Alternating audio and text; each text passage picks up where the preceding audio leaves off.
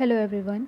In this video lecture we will study the topic HRD in private system, or we can say the HRD in a private sector. So let's start with the video lecture.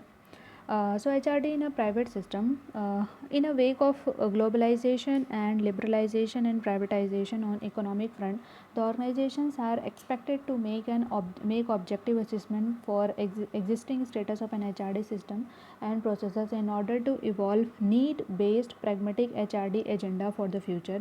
So almost all the subsystems of HRD has been found to be the moderately effective in the private sector, and there is a concern for the various stakeholders of an HRD that the cause and practice of the selected management styles have been found at the moderate level to facilitate the HRD processes.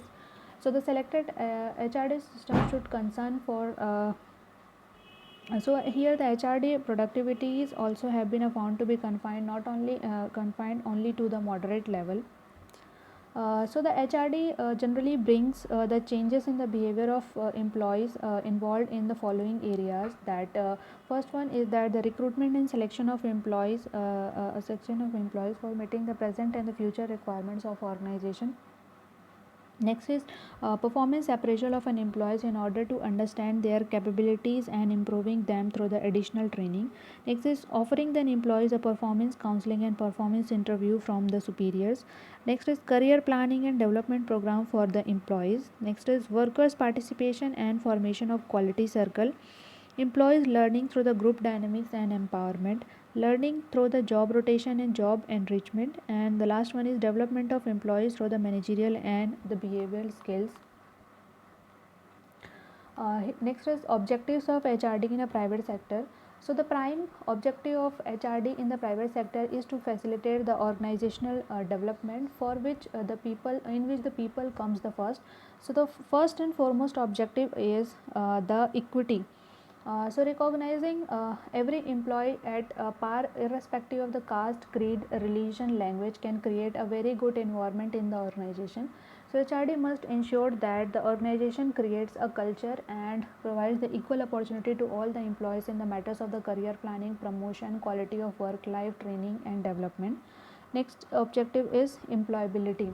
So employability means an ability, skills and competencies of an individual to seek gainful employment anywhere. So the HRD aims at improving the skills of employees in order to motivate them to work with effectiveness. Next is adaptability. So the continuous training that develops the professional skills of an employees play an important role in HRD. So this can help the employees to adapt themselves to organizational change that takes place on a continuous basis.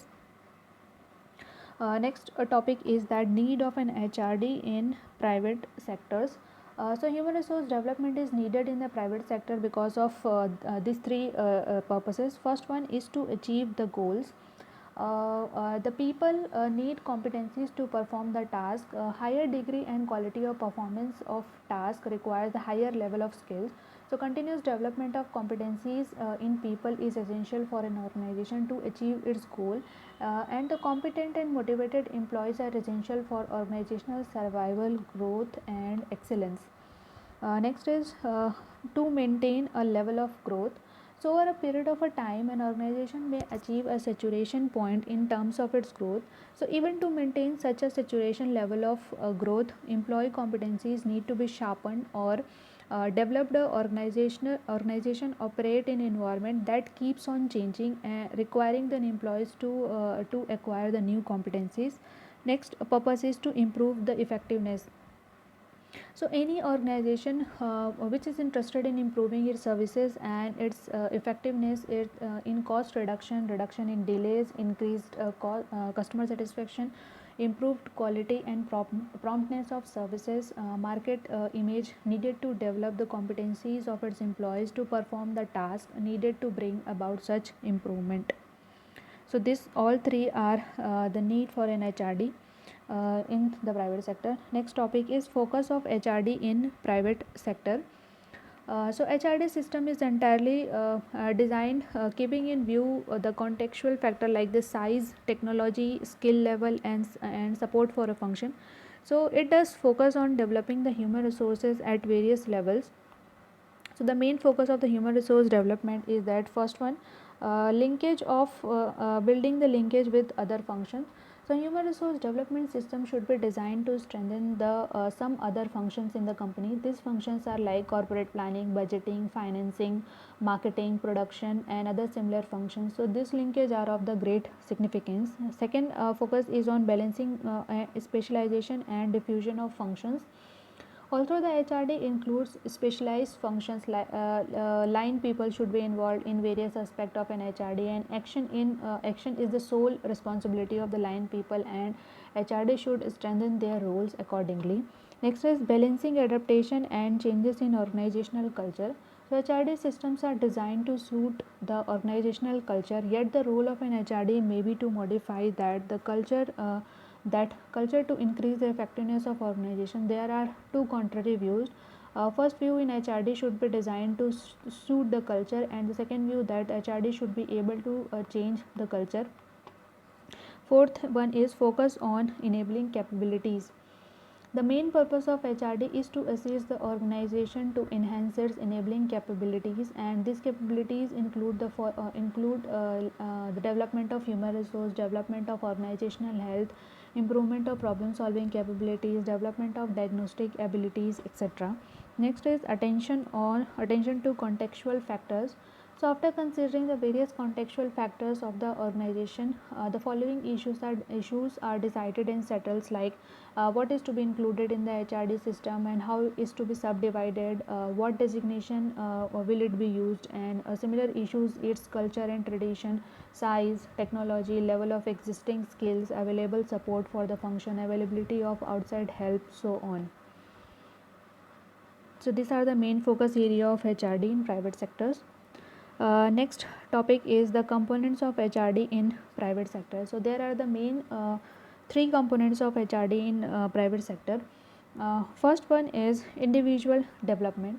So it refers to the development of new skills, knowledge, and improved behavior that contribute to his productivity. As a result of this training, his job performance has been improved. Second one is career development. So it is an approach to match the employee's goal with the requirement of organization. The interest, value, abilities, and competencies of an individuals are identified to analyze how their skills can be developed for future jobs. Next is organizational development. So organizational development means an organization wide effort to enhance the organizational effectiveness. It includes making improvement in organizational structure, culture, processes, etc. Though these activities like performance evaluation, change management, succession planning, process analysis, team building, etc. So these three are the components of HRD in private sector.